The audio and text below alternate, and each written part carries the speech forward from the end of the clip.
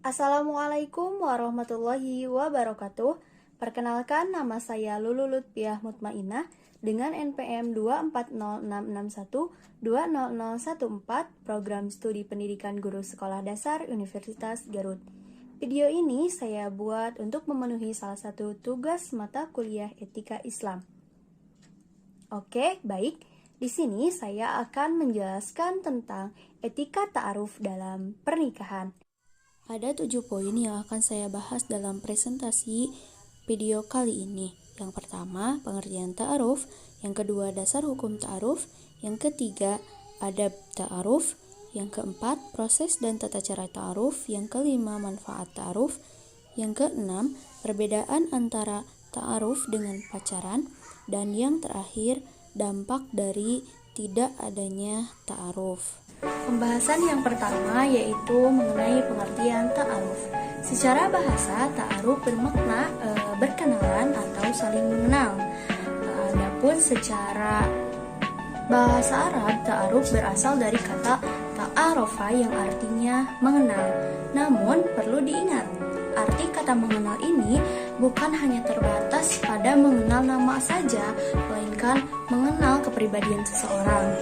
Sedangkan definisi dalam Islam, ta'aruf adalah sebuah proses untuk mengenal satu sama lain atau mengenal orang secara lebih dekat, baik itu teman, sahabat maupun orang lain.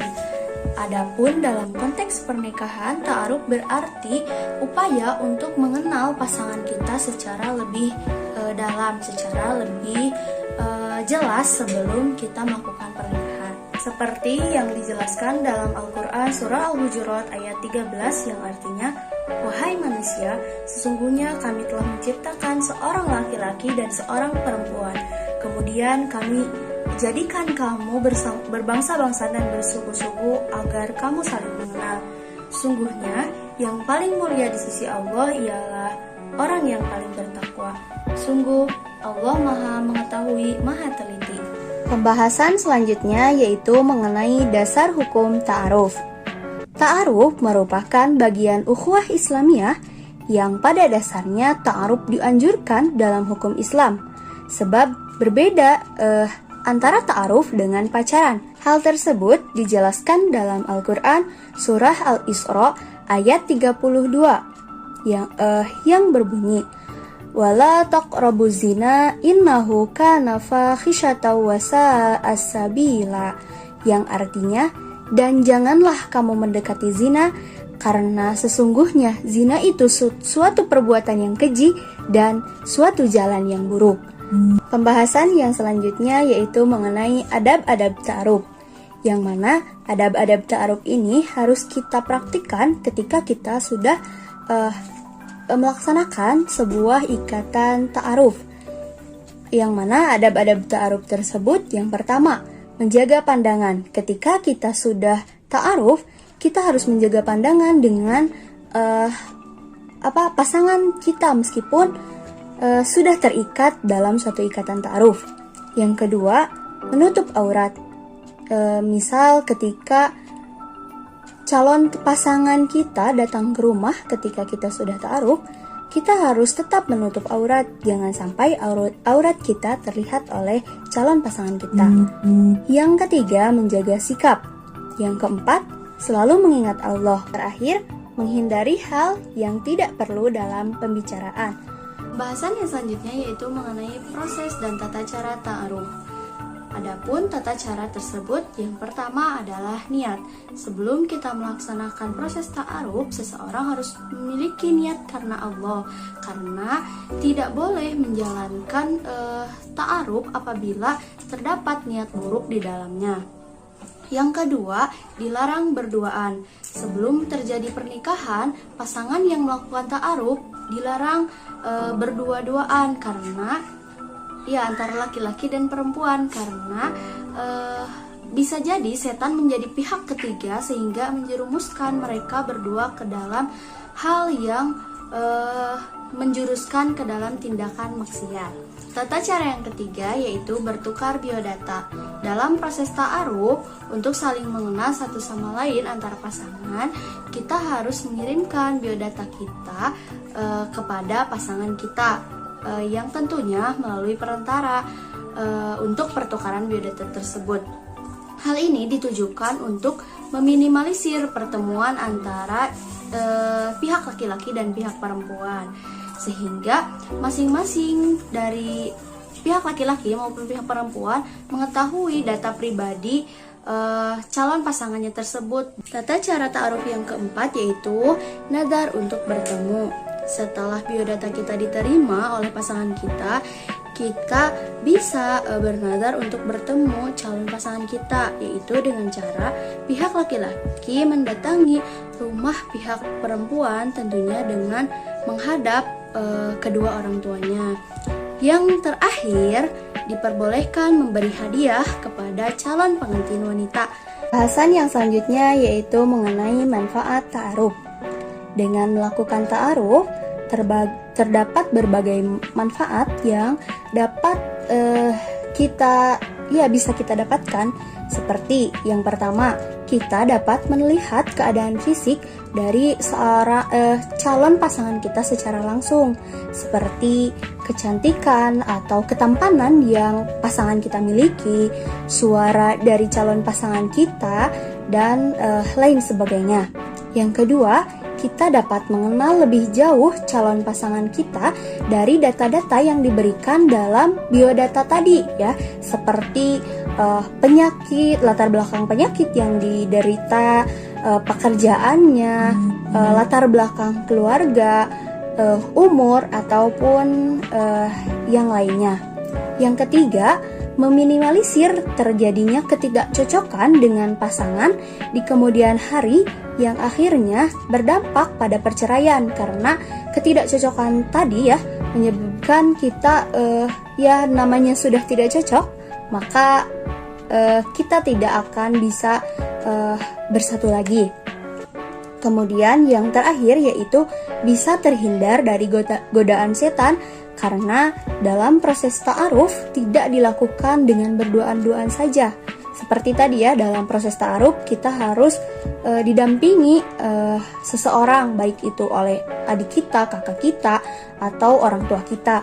Akan tetapi harus menjadi catatan, pihak ketiga yang menjadi pendamping kita itu harus ada gitu. Jangan sampai meninggalkan kita ngobrol berdua-duaan. Yang selanjutnya yaitu perbedaan ta'aruf dan pacaran. Ta'aruf merupakan perbuatan mulia, karena dengan ta'aruf kita bisa menjaga kesucian diri dari hal-hal yang tidak kita inginkan, yang tentunya dilarang oleh agama. Sedangkan pacaran merupakan salah satu perbuatan yang mendekati zina, dan itu dilarang oleh agama Islam. Yang kedua, tujuan ta'aruf jelas, yaitu untuk mengetahui calon pasangan kita dan untuk menikah. Sedangkan tujuan pacaran bervariatif ya, terserah kita gitu. Yang ketiga, jangka waktu ta'aruf maksimal 3 bulan. Berbeda dengan pacaran yang cenderung tidak memiliki batasan waktu. Yang keempat, orang yang berani untuk ta'aruf berarti mentalnya sudah lebih siap untuk menikah. Sedangkan orang yang pacaran belum tentu dia siap untuk menikahi calon pasangannya, untuk menikahi pacarnya gitu. Yang selanjutnya yaitu ketika berlama-lama menjalin hubungan dengan lawan jenis akan mengotori hati. Misalnya kita bisa galau, sedih, ya, dan lain sebagainya. Berbeda dengan ta'aruf yang jangka waktunya tadi hanya 3 bulan, sehingga tidak menyebabkan hati kita itu terombang-ambing gitu. Yang selanjutnya, dalam proses ta'aruf dilarang berbohong dan wajib jujur. Sedangkan dalam pacaran bisa saja pacar kita atau lawan jenis kita berbohong. Yang terakhir, ta'aruf menggunakan perantara. Seperti tadi sudah saya jelaskan bahwasanya ketika kita bertemu dengan calon pasangan kita tidak boleh berdua-duaan, melainkan harus ada pendamping. Karena dalam Islam kita sudah diketahui ya bahwa laki-laki dan perempuan dilarang berduaan selain mahram atau selain mahram kita. Misalnya kita belum suami istri, masih pacaran, kita berdua-duaan, itu dilarang dalam Islam. Dan pembahasan yang terakhir yaitu mengenai dampak tidak adanya ta'aruf. Dalam beberapa sumber yang saya peroleh, dampak dari tidak adanya ta'aruf yaitu akan mengarah pada perbuatan zina. Yang mana tadi sudah saya jelaskan bahwa zina itu mengarah pada perbuatan keji ya. Zina itu secara harfiah juga berarti fahisyah atau perbuatan keji. Yang mana dalam arti lain, dalam arti istilah, zina merupakan suatu hubungan kelamin antara seorang laki-laki dan seorang perempuan yang satu sama lain tidak terikat pada status perkawinan. Seperti sudah tadi saya jelaskan dalam ayat Al-Qur'an, Quran surat Al-Isra ayat 32 ya, yang mana yang berisi bahwasanya kita sebagai seorang muslim jangan pernah mendekati zina, karena sesungguhnya zina itu mengarah pada perbuatan keji dan munkar, yang mana perbuatan itu sangat tidak disukai oleh Allah Subhanahu wa taala. Kesimpulan yang dapat saya ambil dari materi yang saya jelaskan yaitu ta'aruf secara syar'i memang diperintahkan oleh Rasulullah SAW bagi pasangan yang ingin menikah. Harus digarisbawahi dan ditekankan ta'aruf ini dilaksanakan bagi orang atau pasangan yang ingin menikah. Karena tadi sudah dijelaskan bahwasanya ta'aruf ini memerlukan rentan waktu yang sebentar, yaitu 3 bulan. Dan perbedaan hakiki antara ta'aruf dan pacaran terletak pada tujuan dan manfaatnya. Yang mana tujuan dari ta'aruf sudah jelas, supaya kita mengenal kriteria calon pasangan kita, berbeda dengan pacaran yang tujuannya lebih mengarah pada sifat kenikmatan sementara, seperti yang mengarahkan pada perbuatan zina dan maksiat.